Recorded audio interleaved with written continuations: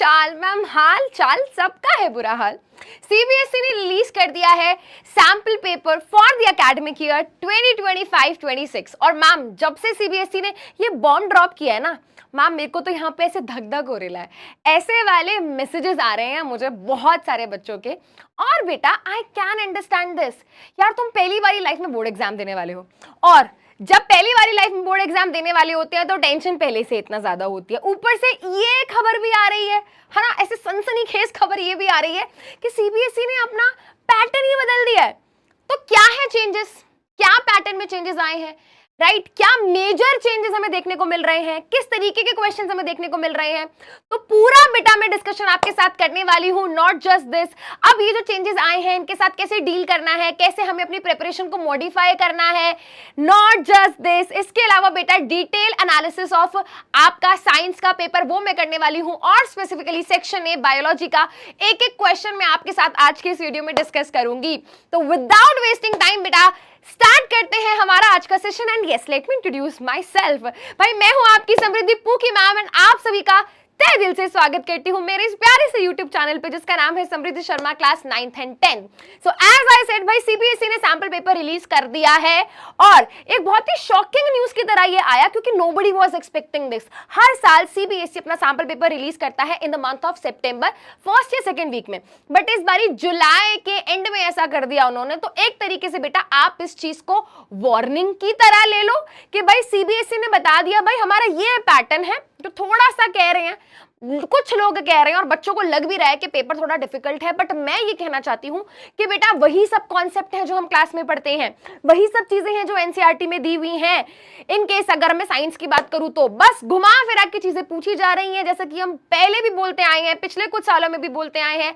हर साल सीबीएसई अपने पेपर में कुछ चेंजेस, पैटर्न में कुछ चेंजेस करती है।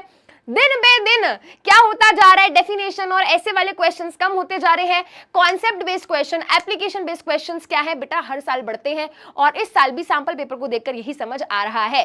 तो देखते हैं बेटा क्या चेंजेस है, क्या करना है अब हमें उन चेंजेस के अकॉर्डिंग अपनी स्टडी में मॉडिफिकेशन, और साइंस का एनालिसिस और बायोलॉजी के एक एक क्वेश्चन को डिस्कस करते हैं। चलिए बेटा स्टार्ट करते हैं। तो सबसे पहले चेंजेस क्या आए हैं, तो जैसा कि मैंने कहा भाई सैंपल पेपर रिलीज हुआ, सबसे पहली चीज हमें ये समझ आई कि क्वेश्चन पेपर का पैटर्न बदल गया है।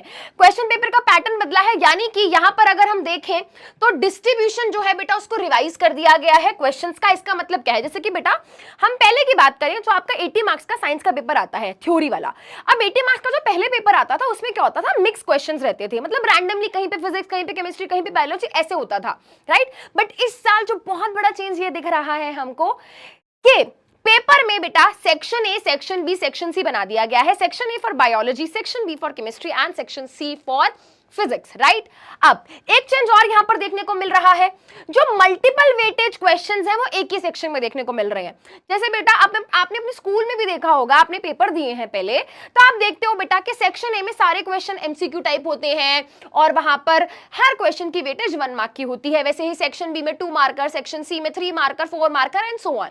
बट यहां पर ये देखने को मिल रहा है जो सेक्शन ए है अपना, फॉर एग्जांपल बायोलॉजी, वहां पर बेटा एक ही सेक्शन में हमें 1 marker, 2 marker, 3 marker, 4 marker, 5 marker question देखने को मिल रहे हैं।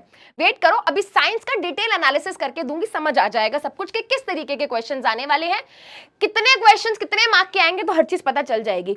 उसके अलावा बेटा concept and competency based questions की जो परसेंटेज है वो और भी ज्यादा बढ़ी हुई दिखाई दे रही है। जैसा कि मैंने कहा डेफिनेशन बेस्ड क्वेश्चंस नहीं है, एप्लीकेशंस पूछी गई है कॉन्सेप्ट की, और कुछ ऐसे क्वेश्चंस भी हैं जहां पर मल्टीपल कॉन्सेप्ट्स को अप्लाई करके हमें आंसर करना है।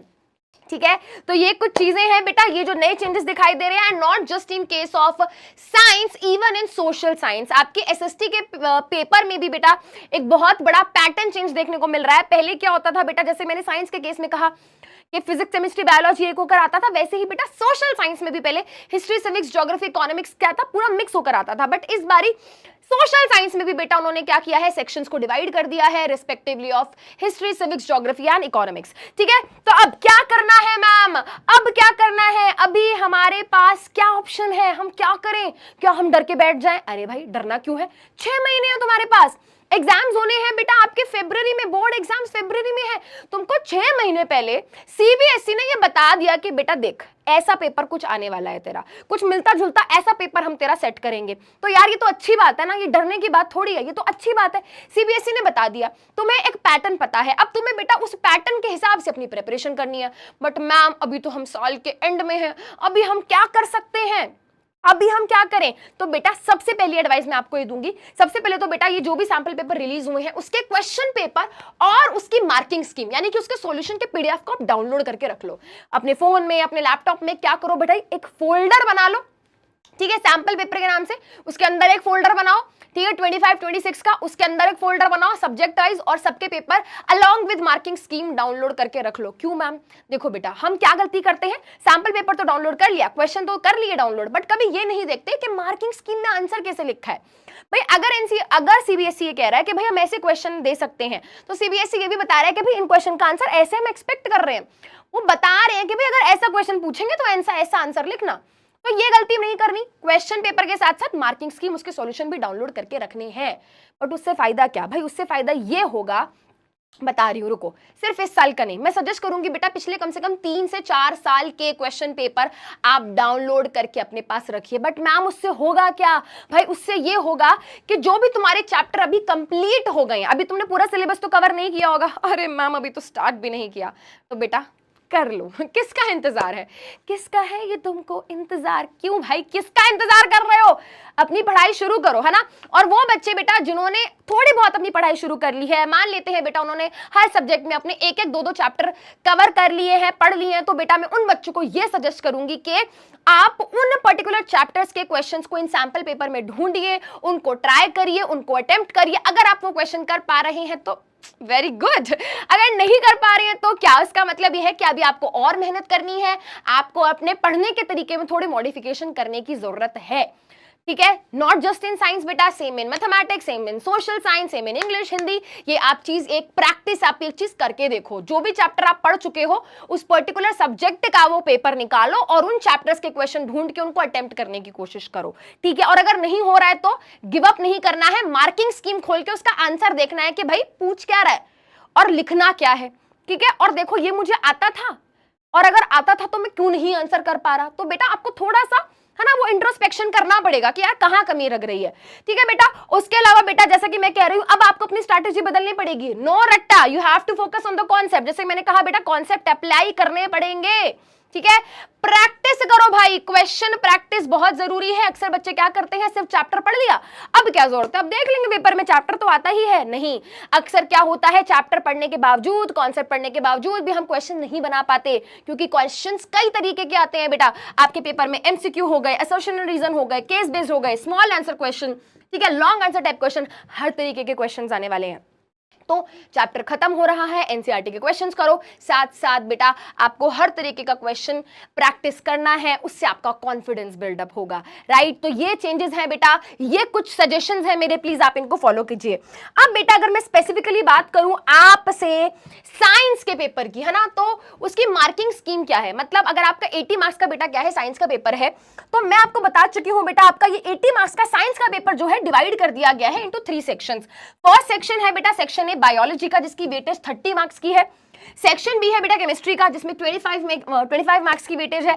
सेक्शन सी है बेटा फिजिक्स का, अगेन जिसकी 25 मार्क्स की क्या है वेटेज है, ठीक है। 25, 50, 30, 80 मार्क्स का आपका पेपर हो गया। स्पेसिफिकली बेटा बायोलॉजी की अगर मैं बात करूं तो 30 मार्क्स की बायोलॉजी जो है 5 चैप्टर्स में डिवाइडेड है। उन 5 चैप्टर्स में भाई सबसे ज्यादा वेटेज जो दिखाई दे रही है, सैंपल पेपर की बात कर रही हूं बेटा मैं, ये पूरा एनालिसिस जो है बेटा इस साल ये जो आपका सैंपल पेपर रिलीज किया है सीबीएसई ने, उसको मैंने एनालाइज किया, उसका मैंने बेटा थरो रीडिंग किया और मैंने समझा कि भाई उस 30 मार्क्स की बायोलॉजी में 10 मार्क्स के क्वेश्चन तो भाई लाइव प्रोसेस से पूछे हुए हैं। उठा के देखो सैंपल पेपर, अभी दिखाई देगा तुम्हें, मैं कराऊंगी क्वेश्चन, तुम्हें समझ आ जाएगा, ठीक है बेटा। 5 मार्क के जो क्वेश्चन है बेटा कंट्रोल एंड कोऑर्डिनेशन से पूछे हुए हैं सैंपल पेपर में। 5 मार्क के क्वेश्चन रिप्रोडक्शन चैप्टर से पूछे हुए हैं। 5 मार्क के क्वेश्चन बेटा हेरिडिटी से पूछे हुए हैं। यहाँ पे एक चीज देखने को मिल रही है, रिप्रोडक्शन काफी बड़ा चैप्टर है, फिर भी 5 मार्क के क्वेश्चन पूछे हैं। हेरिडिटी इतना बड़ा चैप्टर नहीं है, बट कॉन्सेप्ट काफी इंपॉर्टेंट है उस चैप्टर के, 5 मार्क के क्वेश्चन है। और हमारा प्यारा नन्ना मुन्ना सा, है ना, सिंपल सा एक चैप्टर है आर एनवायरमेंट, वहां से भी बेटा 5 मार्क के क्वेश्चन पूछे गए, यानी कि फ्री के 5 मार्क्स बेटा आपको यहाँ पे मिल रहे हैं। मैम इससे हम क्या सीखें भाई? इससे तुम ये सीखो कि तुम्हें ये पता चल गया है कि कौन से चैप्टर की वेटेज ज्यादा रखी गई है सैंपल पेपर में, यानी कि तुम्हारे बोर्ड के पेपर में भी क्या है भाई, इस तरीके कितनी वेटेज रखी जा सकती है। तो तुम्हें पता होना चाहिए कि भाई मुझे कौन से पर्टिकुलर चैप्टर पे अपना टाइम ज्यादा लगाना है। ज्यादा वेटेज वाले चैप्टर्स पे बेटा फोकस करिए, अपना टाइम वहां पे दीजिए, सो दैट आप मैक्सिमम स्कोर कर सको। ठीक है बेटा, चलिए अब बेटा मैं स्पेसिफिकली बात कर लेती हूं सेक्शन ए बायोलॉजी की।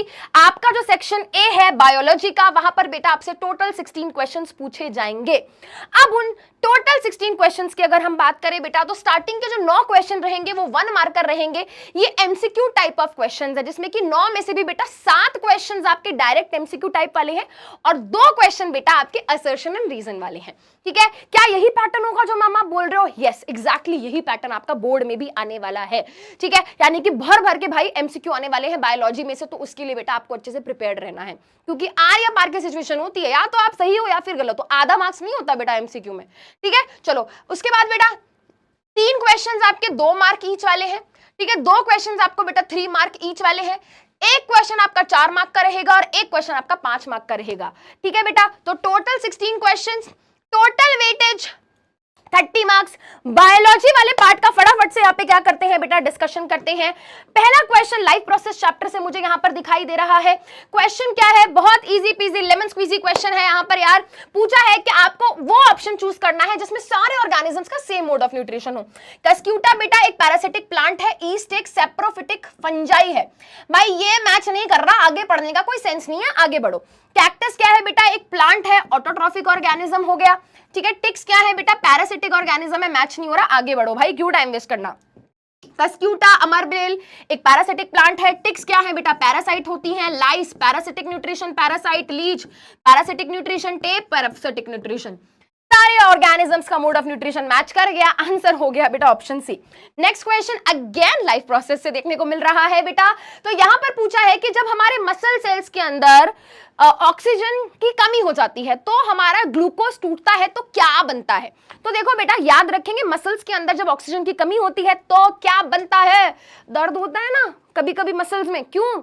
क्योंकि ऑक्सीजन की मात्रा उतनी नहीं थी जितनी होनी चाहिए थी, जिसके कारण ग्लूकोज कंप्लीट तरीके से नहीं टूट पाया। और अब क्या बन गया है मसल्स में? मसल्स में बन गया है लैक्टिक एसिड। तो भाई इन 2 ऑप्शन में अब तुमको डिसाइड करना है, बाकी को मारो गोली। ठीक है, अब भाई अब क्या है यहाँ पर? Lactic acid energy. Lactic acid carbon monoxide energy नहीं बेटा, हमारी बॉडी में कार्बन मोनोऑक्साइड नहीं बनती है, कार्बन डाइऑक्साइड बनती है, और इस केस में तो कार्बन डाइऑक्साइड भी नहीं बनेगी, तो ये कंप्लीटली रॉन्ग है। हमारा सही आंसर क्या हो जाएगा बेटा? Option B. आगे चलते हैं, अगेन अनदर एमसीक्यू जो कि आ रहा है बेटा कहां से? कंट्रोल एंड कोऑर्डिनेशन से। अब देखो बेटा क्वेश्चन क्या है, आपको फंक्शन और ब्रेन का पार्ट चूज करना है। पोस्चर एंड बैलेंस, सेरिब्रम नहीं, सेरिब्रम नहीं बेटा, सेरिबेलम। मैम बहुत कंफ्यूजन है, सेरिब्रम सेरिबेलम सुनने में सेम लग रहा है। भाई देखो बैलेंस और बेलम, साउंड देखो, बैलेंस में कौन सी साउंड आ रही है? बेल की, बेल की। तो बेटा यहाँ पे सेरिब्रम नहीं सेरिबेलम होगा। ठीक है, ऐसे याद रखना। तो ये ऑप्शन तो गलत ही हो जाता है। Salivation medulla in mid brain. हाँ मैम ये तो सही लग रहा है, यही सही आंसर। पिटाई कर देनी है मैंने, जल्दीबाजी में नुकसान करा लोगे अपना। भाई मेड्यूला ठीक है, बट ये मिड ब्रेन का पार्ट थोड़ी होता है, ये तो हाइंड ब्रेन का पार्ट है ना भाई।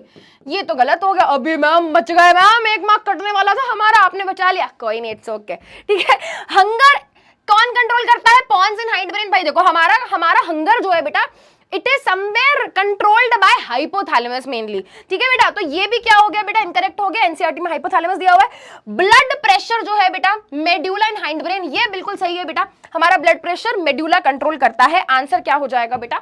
ऑप्शन डी हो जाएगा। आगे चलते हैं बेटा, ग्लूकोज लेवल जो है पेशेंट का वो बहुत ज्यादा हाई है, ये किस कारण हो सकता है? अब भाई ये पता लगाओ कि अगर किसी का ब्लड के अंदर ग्लूकोज बहुत ज्यादा हो जाता है, उसको कम करने का काम किसका है? इंसुलिन का। इंसुलिन का, राइट। इंसुलिन क्या है? एक हार्मोन है जो ब्लड के अंदर ग्लूकोज के लेवल को घटाता है। तो सबसे पहले इंसुलिन ढूंढो। भाई ये 2 ऑप्शन दिख रहे हैं मुझे इंसुलिन वाले, बाकी 2 को करो इग्नोर। अब बेटा इंसुलिन क्या करता है? ग्लूकोज के लेवल को कम करता है। ठीक है, अब बेटा ये बनाता कौन है? पिट्यूटरी ग्लैंड नहीं, इनकरेक्ट। ये बनाते हैं बेटा हमारे पेनक्रियास। तो आंसर हो गया option D, insulin from pancreas. अब ये नेक्स्ट क्वेश्चन बेटा यहां पर दिखाई दे रहा है हेरिडिटी से। अब वेट, बेटा मैं इस क्वेश्चन का आंसर आपके साथ अभी डिस्कस करूंगी। बहुत सारे मैक्सिमम बच्चे ऐसे होंगे जिन्होंने अभी हेरिडिटी चैप्टर पढ़ा ही नहीं है, तो अभी जब मैं एक क्वेश्चन करूंगी तो बच्चों को लगेगा डर के मैम ये तो समझ ही नहीं आया, ये तो होगा ही नहीं हमसे। अरे बेटा चैप्टर जब पढ़ोगे सब समझ आ जाएगा, तो पैनिक मत होना, मैं हूं, मैं तुम्हें पढ़ाऊंगी, मुझ पे छोड़ दो, अभी सिर्फ डिस्कशन करा रही हूं, स्ट्रेस मत लो। चैप्टर के बाद जब तुम ये क्वेश्चन देखोगे तो तुम्हें लगेगा हलवा क्वेश्चन था मैम ये तो, ठीक है, तो स्ट्रेस में मत आना, टेंशन में मत आना। देखो बेटा उन्होंने कहा कि हमने क्रॉस किया, जिसमें उन्होंने क्या लिया बेटा, उन्होंने एक ब्लैक फर वाला रैबिट लिया, एक रैबिट लिया जिसका फर कैसा था, जिसका फर था ब्लैक कलर का, ठीक है, ब्लैक कलर का फर है एक रैबिट का, वो लिया। उन्होंने क्या किया, उसका क्रॉस करा दिया, क्रॉस का मतलब उसको रिप्रोड्यूस करा दिया, किसके साथ, एक ऐसे रैबिट के साथ जिसका फर कैसा है, जिसका फर व्हाइट कलर का है, ठीक है।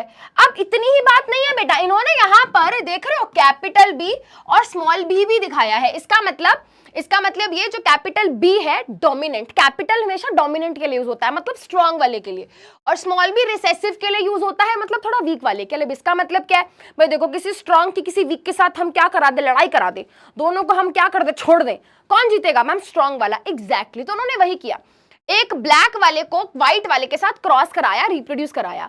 अब उन्होंने कहा कि जब इनके बच्चे हुए है ना, जब रैबिट्स आए तो सबके सब कैसे थे, ऑल ब्लैक थे, ऑल जितने भी रैबिट थे सबका क्या था बेटा, सारे रैबिट्स का ऑल ब्लैक फर था, सबका ब्लैक फर था। अब वो ये कह रहा है बताओ पेरेंट्स कैसे हैं, बट मैम यहाँ तो लिखा हुआ है ना ये ब्लैक है ये व्हाइट है, ये हम कैसे बताएं, ये हम कैसे बताएं देखो बेटा आपको एक चीज बताती हूँ सिंपल सी, जब भी कोई रिसेसिव पेरेंट है तो वहां पे हमेशा क्या होगा बेटा, दोनों स्मॉल होंगे। अगर बेटा ये डोमिनेंट वाला कैरेक्टर है जो स्ट्रॉन्ग वाला है बेटा, या तो वो ये हो सकता है या फिर वो ये हो सकता है। तो मैम हमें कैसे पता चलेगा बेटा, यहां पर स्मॉल बी है, ये कैसे पता चलेगा बेटा, अगर यहां पर बेटा ये वाला पेरेंट रहा होता तो जरूर एक चांस ऐसा होता कि यहाँ का स्मॉल बी यहाँ के स्मॉल बी के साथ मैच होता और ये चीज बन जाती। मैम समझ नहीं आ रहा बेटा, अभी बेसिक्स नहीं पढ़े ना यार, बेसिक्स नहीं पढ़े, हो जाएगा। तुम ऐसे सोचो बेटा, तुम ऐसे सोचो है ना, मेरे पास एक कैपिटल बी है और मेरे पास एक स्मॉल बी है। अब आपको क्या करना है भाई, इसको इसके साथ क्रॉस कराओ, क्या आएगा, कैपिटल बी स्मॉल बी, इसको इसके साथ क्रॉस कराओ, क्या आएगा, कैपिटल बी स्मॉल बी, ठीक है। इसको बेटा इसको इसके साथ कराओ, क्या आएगा, कैपिटल बी स्मॉल बी, इसको इसके साथ कराओ, क्या आएगा, कैपिटल बी स्मॉल बी। सब ऐसे वाले हैं, कैपिटल बी स्मॉल बी में कौन स्ट्रॉन्ग है, कैपिटल बी मतलब ब्लैक, कैपिटल बी मतलब ब्लैक, कैपिटल बी मतलब ब्लैक, कैपिटल बी मतलब ब्लैक, सब ब्लैक हैं और यही दिया है। तो बेटा हमारा आंसर यहां पर होगा ये ऑप्शन ए। आई नो थोड़ा सा कठिन लगा होगा, बट जैसा मैं बोल रही हूं बेटा, चैप्टर पढ़ोगे सब क्लियर हो जाएगा, मिडल ऑफ द सेशन देखोगे तो थोड़ा सा लगेगा दिक्कत, बट कोई दिक्कत नहीं, चैप्टर पढ़ने के बाद सब बहुत इजी लगेगा। आगे बढ़ते हैं बेटा, क्वेश्चन पूछा है आर एनवायरमेंट चैप्टर से, हलवा क्वेश्चन, ठीक है। आपको करेक्ट स्टेटमेंट चूज करनी है। ओजोन लेयर बेटा इंक्रीज करती है यूवी रेडिएशन, अच्छा भाई, यूवी रेडिएशन से बचाती है हमें, वो यूवी रेडिएशन को बढ़ाती नहीं है। तो ये स्टेटमेंट क्या हो जाती है, इनकरेक्ट हो जाती है ना, इनकरेक्ट हो जाती है। ओजोन एक डेडली पॉइजन है, एग्जैक्टली बेटा। अगर हम इस टाइम पे बात करें, अगर हमारे इस कमरे में बहुत ज्यादा ओजोन बढ़ जाएगी ना बेटा, वो पॉइजन की तरह काम करेगी, ठीक है। तो ये क्या है बेटा, ट्रू स्टेटमेंट है। ओजोन लेयर हमारे अर्थ को यूवी रेडिएशन से बचाती है, जो कि ट्रू है। ओजोन लेयर बेटा यूवी रेस से बचाती है, जो कि स्किन कैंसर कॉज करते हैं, जो कि अगेन ट्रू है। ओजोन बनती है with the help of chlorofluorocarbon, नहीं भाई, क्लोरोफ्लोरोकार्बन तो दुश्मन है ओजोन का, उसको डिस्ट्रॉय कर देता है सीएफसी ओजोन को, तो ये इनकरेक्ट है। 2, 3, 4 करेक्ट स्टेटमेंट है, तो आंसर बेटा यहां पर हो जाएगा ऑप्शन बी। नेक्स्ट क्वेश्चन पे आ जाते हैं। उन्होंने कहा कि भाई कौन सी एक्टिविटी के कारण बढ़ गया है नॉन बायोडिग्रेडेबल सब्सटेंस। अब बेटा देखो, नॉन बायोडिग्रेडेबल सब्सटेंस क्या होते हैं, जैसे कि प्लास्टिक, जिनको डिकम्पोज नहीं किया जा सकता। तो भाई हम ऐसा क्या करते हैं जिसके कारण ये बढ़ गया है, तो बेटा सबसे पहला ऑप्शन ऑर्गेनिक फार्मिंग। अरे यार ऑर्गेनिक फार्मिंग तो अच्छी होती है एनवायरमेंट के लिए, ये आंसर नहीं होगा। हमने ज्यादा प्लांट लगा दिए, अच्छा जी, अच्छा गलत है। हमने प्लास्टिक्स को यूज करना शुरू कर दिया है पैकिंग मटेरियल की वजह से, कि के लिए, जिसकी वजह से बेटा हमारे एनवायरनमेंट में प्लास्टिक इकट्ठा होता जा रहा है, नॉन बायोडिग्रेडेबल में सब्सटेंसेस इकट्ठे होते जा रहे हैं।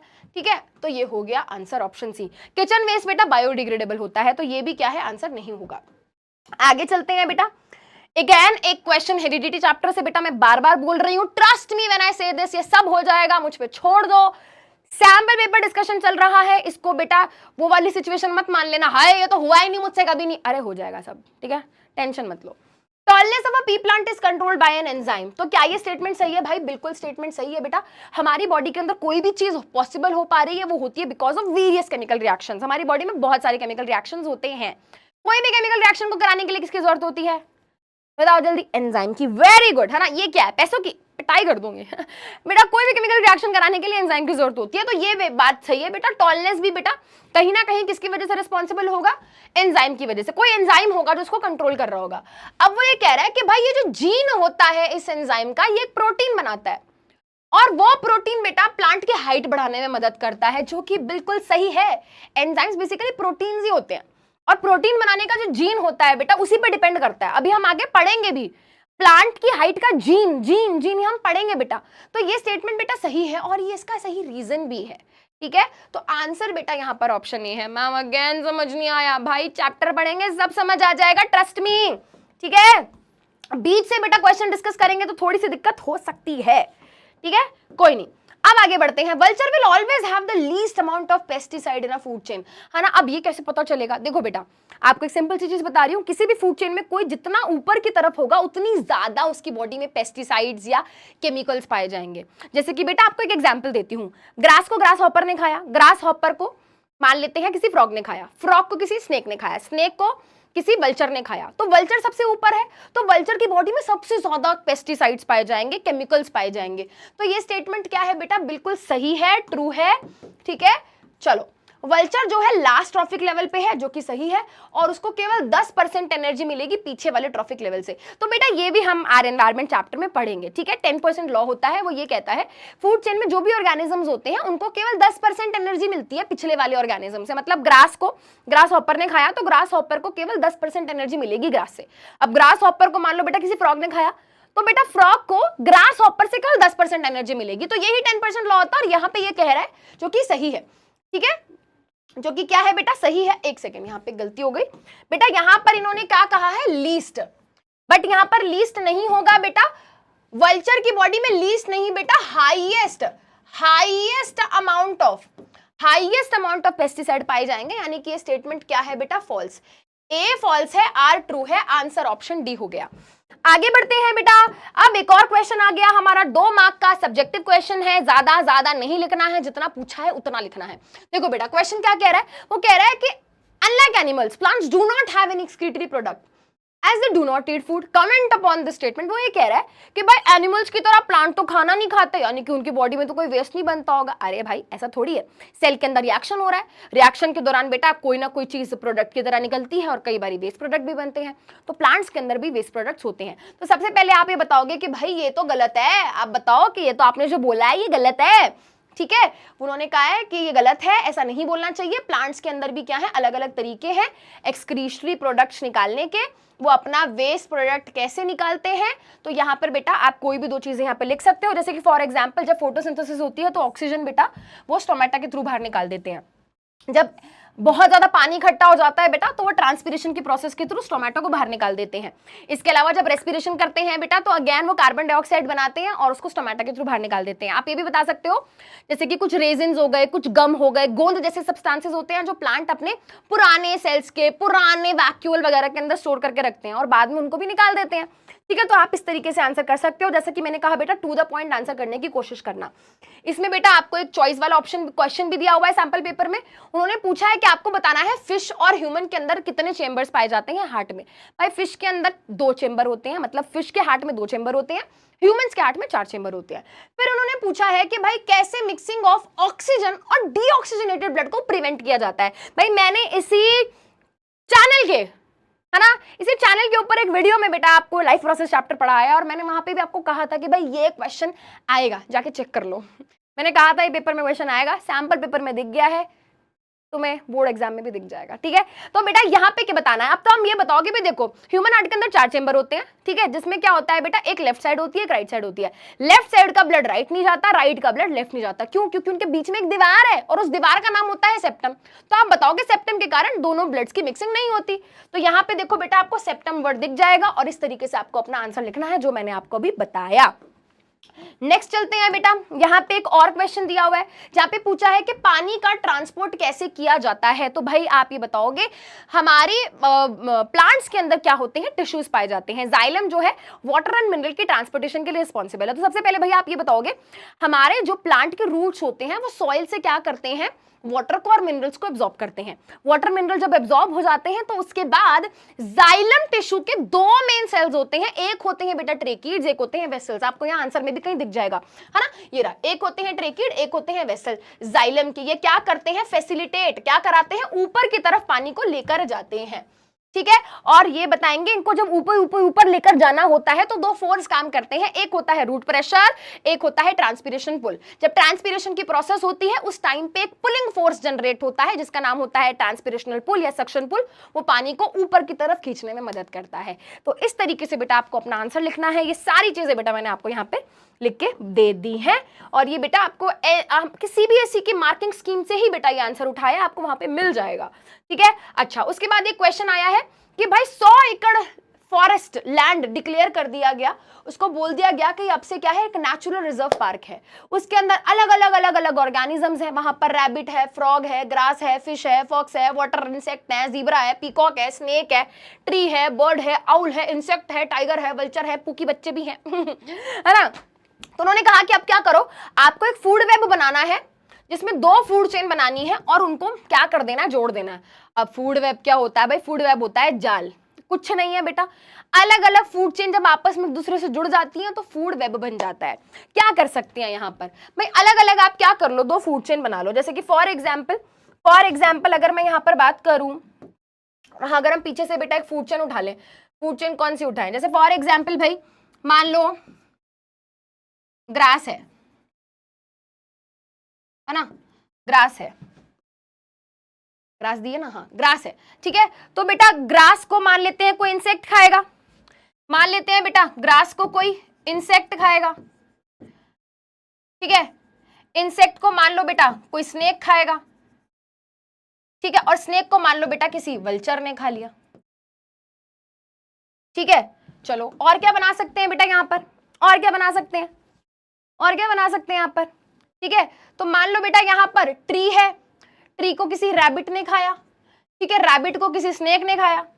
यहाँ पे ये भी तो हो सकता है ना बेटा, देखो ट्री है, ट्री को किसी रैबिट ने खाया, रैबिट को भाई कह रहा है स्नेक मैं खाऊंगा, है ना, फिर स्नेक को वल्चर खा गई। तो बेटा जब इस तरीके से हमारी बेटा 2 या 2 से ज्यादा फूड चेन एक दूसरे से क्या होती हैं बेटा, एक दूसरे से एसोसिएट हो जाती हैं, तो जो स्ट्रक्चर बनता है उसको हम बोलते हैं फूड वेब। तो ये हो गया एक एग्जाम्पल हमारी मार्किंग स्कीम में दिया हुआ है बेटा, आप इसमें से कुछ भी बना सकते हो। ये 2 मार्क का क्या है बेटा, आपसे क्वेश्चन पूछा गया है, ठीक है। चलिए उसके बाद बेटा एक क्वेश्चन आपको कंट्रोल एंड कोऑर्डिनेशन वाले पार्ट से देखने को मिल रहा है। यहां पर बेटा उन्होंने कहा है कि आपको ये बताना है कि नर्व सेल में कैसे होती है ट्रांसमिशन ऑफ इंपल्स। तो आप ये बताओगे, हमारा न्यूरॉन होता है, न्यूरॉन को नर्व सेल बोलते हैं, नर्व सेल के छोटे क्या होते हैं बेटा, बहुत ही फाइन ब्रांच निकली हुई होती है जिनको डेंड्राइट बोलते हैं। डेंड्राइट से सिग्नल सेल बॉडी में गया, सेल बॉडी से एक्सॉन में गया, एक्सॉन से नर्व एंडिंग पे गया जिसको एक्सोनल एंड बोलते हैं, वहां जाके बेचारा खड़ा हो गया, क्यों, क्योंकि वहां पे गैप था, वहां पे साइनैप्स था। फिर आप बताओगे कि साइनैप्स पे जाके कुछ केमिकल्स रिलीज होते हैं, वो केमिकल्स उस सिग्नल को दूसरे वाले न्यूरॉन तक लेकर जाते हैं and then again same cycle वहां पे रिपीट होती है। सेम चीज बेटा यहाँ पर क्या है लिखी हुई है। यहाँ पे बेटा हमने सबसे पहले बता दिया किसके बारे में, डेंड्राइट्स के बारे में। डेंड्राइट्स के बाद बेटा हमने बता दिया सेल बॉडी के बारे में, सेल बॉडी के बाद एक्सॉन के बारे में, उसके एंड के बारे में। फिर बेटा हमने गैप की बात करी, जो मैंने आपको बताया, साइनैप्स की बात करी। वहां पे बेटा क्या होगा, कुछ केमिकल्स जाएंगे और फिर नेक्स्ट न्यूरॉन पे सिग्नल पहुंच जाएगा। तो यहाँ पे इस तरीके से हम अलोंग विद द डायग्राम क्या है बेटा देंगे आंसर, ठीक है। फिर बेटा क्वेश्चन आ जाता है हमारा क्वेश्चन 14, हेरिडिटी चैप्टर से क्वेश्चन पूछा गया है। और एक चीज बेटा मैं जिसमें पॉइंट आउट करना चाहती हूँ बहुत सारे बच्चों को, ये कि मिस्टेक्स सबसे हो सकती हैं। क्या हो गया मैम एकदम, देखो सीबीएसई ने सैंपल पेपर रिलीज करा, क्वेश्चन का जो सॉल्यूशन दिया हुआ है ना आंसर में, वो गलत दिया हुआ है आंसर गलत दे दिया। यस देखो, ठीक है अभी बताती हूँ। उन्होंने कहा कि एक जेनेटिक एक्सपेरिमेंट किया गया प्लांट्स में, जिसमें उन्होंने क्या किया बेटा, जिसमें उन्होंने क्या किया, उन्होंने एक प्लांट लिया जो क्या था बेटा, उसके सीड्स राउंड थे और उनका कलर था ग्रीन, और उसके जीनोटाइप क्या था, इस तरीके का था। जीनोटाइप क्या होता है पता ही नहीं, पता चल जाएगा चैप्टर पढ़ोगे तो, ठीक है। उसके बाद उन्होंने एक दूसरा प्लांट लिया जिसके क्या थे भाई, जिसके क्या थे कैरेक्टर, सीड्स रिंकल्ड थे, मतलब प्रॉपर गोल नहीं थे, येलो कलर के थे, और ये जीनोटाइप था। अब क्या करना है, अब वो कह रहा है कि गैमीट्स बताओ कैसे बनेंगे, ठीक है। Show the gametes formed when F1 was self pollinated. देखो बेटा मैं आपको भी शॉर्ट में बता देती हूँ गैमीट्स कैसे बनाने होते हैं, ठीक है। How to make gametes. देखो बेटा एक पेरेंट क्या है, एक पेरेंट क्या है, एक पेरेंट है कैपिटल R स्मॉल y। दूसरा पेरेंट है स्मॉल r कैपिटल Y। क्या करो, यहां का बेटा ये एक कैपिटल R यहां लिख लो, एक कैपिटल R लिख लो बेटा, और एक स्मॉल y लिख लो। यहां का बेटा एक स्मॉल r और एक कैपिटल Y लिख लो। इन दोनों को बेटा क्रॉस करा दो, क्या बनेगा बताओ, जल्दी बताओ। कुछ समझ नहीं आ रहा भाई, चैप्टर पढ़ोगे तो आएगा ना, अभी पढ़ा नहीं है चैप्टर। कैपिटल R यहां से आया, स्मॉल r यहां से आया बेटा, कैपिटल Y यहां से आया और स्मॉल y यहां से। मैम इसको पहले क्यों लिखा, इसको बाद में क्यों नहीं लिखा, क्योंकि बड़े वाले को इज्जत दी जाती है बेटा, हमेशा कैपिटल वाला पहले लिखा जाएगा। अब बेटा ये जो चीज बन गई है इसका क्या नाम होता है, इसका नाम होता है F1 जनरेशन, ठीक है। ये पहली जनरेशन बन गई है। मैम ये तो बहुत मुश्किल लग रहा है। अरे भाई मुश्किल नहीं है, मैं करा दूंगी, मुश्किल नहीं है। अभी पहली बार ये देख रहे हो इसलिए लग रहा है। वो कह रहा है इसके गैमीट्स बनाओ। देखो बेटा गैमीट बनाने का सबसे आसान तरीका क्या है, सबसे आसान तरीका क्या है, एक बारी लिखो कैपिटल R के साथ एक बारी कैपिटल Y लिख दो, कैपिटल R के साथ एक बारी स्मॉल y लिख दो। एक बारी लिखो बेटा स्मॉल r के साथ एक बारी कैपिटल Y लिख दो, स्मॉल r के साथ एक बारी स्मॉल y लिख दो। ये क्या हो गया बेटा, ये गैमीट्स बन गए। ये आपका पार्ट 1 का आंसर है। उसके बाद बेटा उन्होंने कहा कि जब हमने क्रॉस किया तो उसमें क्या हुआ, 144 सीड्स बने, ठीक है, सैपलिंग्स बने। अब आपको बताना है कि रेशियो क्या आएगा। अब देखो क्या गड़बड़ करी है एनसीईआरटी उन्होंने, सीबीएसई वालों ने। क्वेश्चन किसका है बेटा, राउंड, यानी कि सीड की शेप और सीड की कलर का। क्वेश्चन किसका है, क्वेश्चन में पूछा है, क्वेश्चन में क्या गिवन है, क्वेश्चन में गिवन है सीड शेप और सीड कलर। और आंसर में देखो बेटा क्या है, क्या दिख रहा है, टॉल, हाइट, एग्जैक्टली। देखो बेटा उन्होंने क्या गलती करी, टॉल, शॉर्ट। क्वेश्चन में पूछा क्या है और दिया क्या है। ये तो मैम उन्होंने हमारे जैसा काम कर दिया, पूछते कुछ और है आंसर कुछ और करते हैं। सीबीएसई तो हमारे जैसा निकला। नहीं बेटा, मिस्टेक्स पॉइंट आउट होनी जरूरी है, क्योंकि हो सकता है बच्चा परेशान हो जाए, यार मेरा तो ये आंसर आ ही नहीं रहा। बेटा ये गलती है, ठीक है, यहाँ पे नहीं होना चाहिए, यहाँ पे ये नहीं होना चाहिए, ठीक है। तो मैम क्या होना चाहिए प्लीज आप बताओ, यहाँ पे सही क्या होना चाहिए। देखो बेटा यहाँ पर सही क्या होगा बेटा, यहाँ पर होगा सही, ठीक है,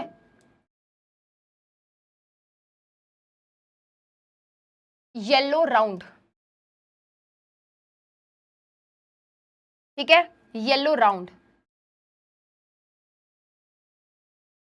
येलो रिंकल्ड,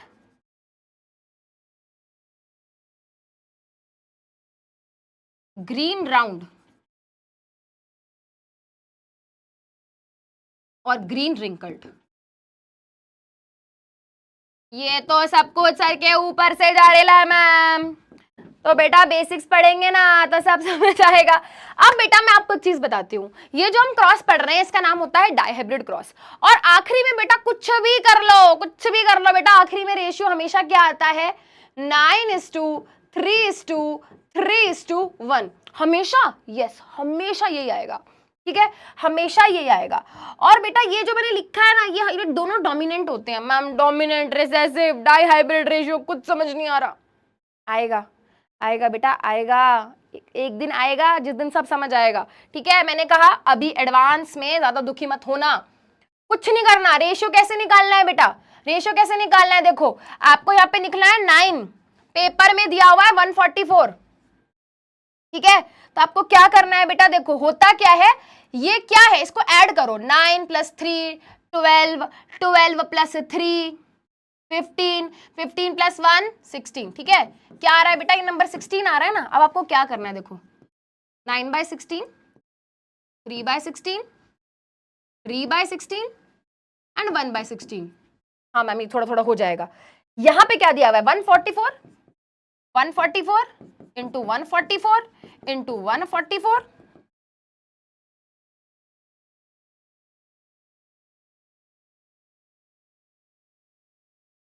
1/16 इंटू 144। भाई जो आंसर आएगा ना यही आएगा, देखो 16 की टेबल में 144 आता है 9 पे, 9 इंटू 9 81। 16 की टेबल में 144 आता है 9 पे, 9 3 जा 27। 16 की टेबल में 144 आता है 9 पे, 9 3 जा 27। 16 की टेबल में 9 पे 9 81 27 27 9। हाँ भाई क्या आंसर आ रहा है, हम कुछ कुछ तो आया समझ, बट नहीं आया फिर भी ट्रस्ट मी मैं करा दूंगी, ठीक है, जब आएगी बारी मैं करा दूंगी बेटा। उसके बाद एक क्वेश्चन आ जाता है कि नेहा ने क्या किया, नेहा ने कंज्यूम कर लिया क्या, स्वीट पोटैटो। स्वीट पोटैटो बेटा आलू है, आलू चालू बच्चा है तुम्हारी तरह, तो उसने क्या किया बेटा, उसने स्वीट पोटैटो खाए और उसने खाए बॉइल्ड एग्स ब्रेकफास्ट में। अब उसको बताना है कि भाई इसमें प्रोसेस जो होगी डाइजेशन की, ठीक है, किस तरीके से होगी। वो कह रहा है which of these food items is rich in proteins. भाई एग जो होगा वो प्रोटीन रिच होगा। Which part of the alimentary canal is digestion is this component initiated. बहुत सिंपल, कह रहा है एलिमेंट्री कैनाल के कौन से पार्ट में इसकी इनिशिएशन होगी। भाई देखो प्रोटीन की डाइजेशन हमारे स्टमक से स्टार्ट होती है, तो आंसर हो गया स्टमक, ठीक है। अब वो ये कह रहा है कौन सा एंजाइम रिक्वायर्ड है, भाई प्रोटीन के डाइजेशन के लिए पेप्सिन, पेप्सिन क्या है रिक्वायर्ड है। अब वो ये कह रहा है इस पेप्सिन को कैसी कंडीशन चाहिए, एसिडिक कंडीशन चाहिए, और बताना है कि कौन सा ग्लैंड बनाता है, तो भाई हमारे गैस्ट्रिक ग्लैंड बनाते हैं, ठीक है। तो बेटा प्रोटीन हमारा आंसर हो गया, इनिशिएटेड इन क्या, स्टमक। स्टमक में गैस्ट्रिक ग्लैंड होते हैं, ठीक है, वो क्या करते हैं, हाइड्रोक्लोरिक एसिड बनाते हैं, पेप्सिन बनाते हैं, म्यूकस बनाते हैं, हाइड्रोक्लोरिक एसिड एसिडिक मीडियम देता है, तो ये हमारा आंसर हो गया, ठीक है। उसके बाद बेटा वो कह रहा है इसमें से कौन से आइटम में क्या है बेटा, फैट्स होंगे, हाउ इट इज डाइजेस्टेड। तो बेटा हमारे एग के अंदर प्रोटीन के अलावा क्या होता है बेटा, फैट भी होता है। अब वो ये कह रहा है ये कैसे डाइजेस्ट होता है बेटा, फैट की डाइजेशन के लिए हमारा बाइल जूस रिस्पॉन्सिबल है। बाइल जूस कौन बनाता है बेटा, बाइल जूस लिवर बनाता है। तो आप बताओगे यहाँ पर बाइल जूस की मदद से इमल्सिफिकेशन ऑफ फैट होगी, और फर्दर इस इमल्सिफिकेशन फैट होने के बाद हमारे पेनक्रियास से क्या निकलेगा बेटा, पेनक्रियास से लाइपेज निकलेगा जो उसको और फर्दर तोड़ेगा। फिर वो कह रहा है इसमें से कौन से फूड में जो उसने खाया था उसमें स्टार्च था, तो स्वीट पोटैटो में स्टार्च होता है बेटा। वो उसकी डाइजेशन कैसी होती है, तो भाई जब हम खाने को खाते हैं तो हमारे माउथ में सलाइवरी ग्लैंड है, सलाइवरी ग्लैंड से निकलता है सलाइवा, सलाइवा बेटा क्या करता है, स्टार्च को डाइजेस्ट करने में हेल्प करता है। तो यहाँ पर हम उस चीज को बता देंगे, सलाइवरी ग्लैंड में, सलाइवरी ग्लैंड से सलाइवा निकला, सलाइवा से सलाइवरी अमाइलेज था जो कि स्टार्च का ब्रेकडाउन कराएगा, उसका डाइजेशन स्टार्ट कराएगा। फिर वो कह रहा है आपको बताना है कि कौन से पार्ट में सबसे ज्यादा डाइजेस्टेड फूड मिलेगा। तो भाई देखो हमारा जो ओ पार्ट है जिसका नाम है स्मॉल इंटेस्टाइन, वहां पे सबसे ज्यादा डाइजेस्टेड फूड मिलेगा, क्योंकि वहीं पे फाइनल डाइजेशन एंड आखिरी स्टेप ऑफ डाइजेशन जो है वो होता है। इसके बाद इंटेस्टाइन में, लार्ज इंटेस्टाइन में नहीं होता बेटा, लार्ज इंटेस्टाइन में एब्जॉर्प्शन होता है वाटर का, फाइनल डाइजेशन ऑफ फूड बेटा स्मॉल इंटेस्टाइन में हो जाता है। उसके बाद बेटा यहाँ पे क्वेश्चन विजुअली इंपेयर्ड बच्चों के लिए है कि फूड कैसे डाइजेशन होने के बाद फूड को कैसे लिया जाता है, राइट, एब्जॉर्ब किया जाता है। तो हमारे इंटेस्टाइन के अंदर विलाय फिंगर लाइक प्रोजेक्शंस होते हैं जो फूड को एब्जॉर्ब करने में हेल्प करते हैं, ठीक है बेटा। तो आगे चलते हैं, यहाँ पर ये हमारा आखिरी क्वेश्चन है। तो यहाँ पे कह रहा है कि पुनीत को बनाना प्लांट ग्रो करना है। अब आप बताओ अपनी नॉलेज के हिसाब से उसको क्या करना चाहिए, उसको सीड्स लेने चाहिए या फिर उसको कुछ ऑल्टरनेट मेथड देखना चाहिए। देखो भाई हमें पता है जो सीड्स जो हमारे बनाना है दे आर एक्चुअली सीडलेस, जो हम खाते हैं जनरली, है ना। वाइल्ड में जंगलों में तो बेटा अभी भी सीड्स वाले बनाना है, बट जो हम खाते हैं वो सीडलेस है। तो बेटा वो वैसे अगर उसको वो ग्रो करना है तो वो सीड से वो नहीं कर सकता, तो उसको क्या करना पड़ेगा, वेजिटेटिव प्रोपगेशन। वेजिटेटिव प्रोपगेशन में क्या होता है बेटा, हम vegetative part stem root leaf की मदद से नया प्लांट बनाते हैं। तो बनाना के केस में भी क्या होता है बेटा, एक पार्ट होता है जिसको हम सक्कर या राइजोम बोलते हैं, जो उसका एक वेजिटेटिव पार्ट है, उसकी मदद से नया प्लांट वो क्या कर सकता है, बना सकता है, जो कि उन्होंने यहाँ पे बता दिया वेजिटेटिव प्रोपगेशन किया जाएगा, ठीक है, उसकी स्टेम का एक हिस्सा लेके हम कर सकते हैं। उसके अलावा वो कह रहा है कि ऑफस्प्रिंग जो होंगे बनाना प्लांट के उनमें वेरिएशन नहीं देखने को मिलेगा, क्योंकि वेजिटेटिव प्रोपगेशन से जब हम नया प्लांट बनाते हैं वो एग्जैक्टली अपने पेरेंट प्लांट जैसा होता है। तो मान लो बेटा ये एक पेरेंट प्लांट है, पेरेंट प्लांट मतलब मान लो मैंने इसकी स्टेम ली और इसकी मदद से एक नया प्लांट उगा दिया, तो जो नया प्लांट होगा ना बिल्कुल इसके जैसा होगा। तो सिमिलैरिटी बहुत ज्यादा होती है, वेरिएशन नहीं होता, फर्क नहीं होता, ठीक है, वो चीज यहाँ पे हम बता देंगे, ठीक है। क्या होती है बेटा, एरर्स, सॉरी वेरिएशंस नहीं देखने को मिलेंगे, ठीक है। उसके अलावा कह रहा है कि व्हाट कॉजेज वेरिएशन, वेरिएशन क्यों होते हैं और वेरिएशन गुड होते हैं या बैड होते हैं। तो भाई हम ये बताएंगे, देखो वेरिएशन तब होते हैं जब रिप्रोडक्शन होती है, रिप्रोडक्शन के टाइम पे नए सेल्स बनते हैं, नए सेल्स के टाइम पे नया डीएनए बनता है। जब नया डीएनए बनता है तो क्या होता है बेटा, कुछ एरर आ जाते हैं, उन एरर के कारण डीएनए में चेंज आते हैं, डीएनए में चेंज आने के कारण वेरिएशन आ जाते हैं। ये हमने क्लास में भी डिस्कस किया है, बहुत इंपॉर्टेंट कॉन्सेप्ट है, पेपर में क्वेश्चन बनता है, मैंने कहा था और यहाँ पे भी देखने को मिल रहा है। क्या ये गुड हो सकते हैं या बैड, तो भाई ये गुड भी हो सकते हैं और ये बैड भी हो सकते हैं, ठीक है। चलिए बेटा आगे जा जाते हैं, बिल्कुल आखिरी क्वेश्चन पे। ये और वाला क्वेश्चन है बेटा, उन्होंने कहा कि एनी ने एक रिसर्च कंडक्ट करी, उसने क्या किया, नंबर ऑफ फ्रूट्स, ठीक है। तो एनी ने कंडक्ट करी एक रिसर्च, किस पे, फ्रूट्स के नंबर पे, वो भी किस पे, वाटरमेलन पे, ठीक है। तो उन्होंने क्या किया बेटा, एनी ने 25 वाटरमेलन प्लांट्स को ग्रो किया 2 ग्लास हाउस में, एक ग्लास हाउस है, एक ग्लास हाउस बी, ए में 25, बी में 25। अब उसने क्या किया बेटा, जो इम्पोलिनेटर्स थे वो सिर्फ हाउस ए में डाले। अब पूछ रहा है कि क्लास ए में ज्यादा फ्रूट्स आएंगे या क्लास बी में। मैम ये तो बहुत मुश्किल क्वेश्चन है, ये कैसे होगा, चक्कर आ रहा है। भाई देखो बहुत सिंपल क्वेश्चन है। अब यहाँ पे मल्टीपल कॉन्सेप्ट लग रहा है। देखो बेटा जब हम वाटरमेलन की बात करते हैं, वाटरमेलन का जो फ्रूट है, सॉरी वाटरमेलन का जो फ्लावर है वो क्या होता है, यूनिसेक्सुअल फ्लावर होता है। याद करो क्लास में, बैच में हमने पढ़ा है। यूनिसेक्सुअल फ्लावर का मतलब उसका मेल फ्लावर और फीमेल फ्लावर अलग है, यानी कि अगर मेल फ्लावर को फीमेल फ्लावर की हम बात करें, वो अलग अलग फ्लावर हैं, 2 अलग अलग है। तो यहाँ पे फ्रूट बनाने के लिए हमें क्या करना हमें फ्रूट बनाने के लिए क्या करना पड़ेगा बेटा, फर्टिलाइजेशन। फर्टिलाइजेशन कराने के लिए हमें क्या करानी पड़ेगी बेटा, मेल फीमेल गैमेट को फ्यूज कराना पड़ेगा। मेल गैमेट तो पॉलन ग्रेन में बैठा है, तो बहुत जरूरी है कि हम पॉलिनेशन कराएं। पॉलिनेशन के अलावा यहाँ पॉलिनेशन नहीं होगी तो बहुत कम चांसेस है, बहुत कम चांसेस है कि फ्रूट बने। तो बेटा पॉलिनेटर कहाँ डाले, ए में, तो ए में ज्यादा फ्रूट बनेंगे, बी में कम फ्रूट बनेंगे, ठीक है। अब वो ये कह रहा है कि क्या 3 चेंजेस होते हैं फर्टिलाइजेशन के बाद। फर्टिलाइजेशन के बाद बेटा सबसे पहले तो क्या होता है, जो ओव्यूल होता है वो सीड में कन्वर्ट होता है, जो ओवरी होती है वो फ्रूट में कन्वर्ट होती है, और जो पेटल सेपल्स और बाकी स्टेमन वाला पार्ट होता है फ्लावर का, वो ड्राई होके डिहाइड्रेट होके श्रिवल ऑफ गिर जाता है, राइट। तो ये हमारे क्या थे बेटा, बायोलॉजी वाले पार्ट के क्वेश्चंस थे, डिस्कशन थे। आई होप आपको क्लैरिटी मिल गई होगी कि साइंस का पेपर किस तरीके का सेट होने वाला है। आपको बेटा एक आइडिया मिल गया होगा कि अब आपको अपनी आगे की प्रिपरेशन कैसे करनी है। मैं बता रही हूँ मेरे साथ करनी है, टेंशन मत लो बेटा, ये तो सिर्फ एक ट्रेलर था, पिक्चर अभी बाकी है। तो मिलते हैं बहुत ही जल्द, थैंक यू सो मच। और वीडियो कैसी लगी जरूर बताना इन द कमेंट, प्यारे प्यारे बनाना सनफ्लावर। मिलते हैं अब हम नेक्स्ट क्लास में, बाय बाय।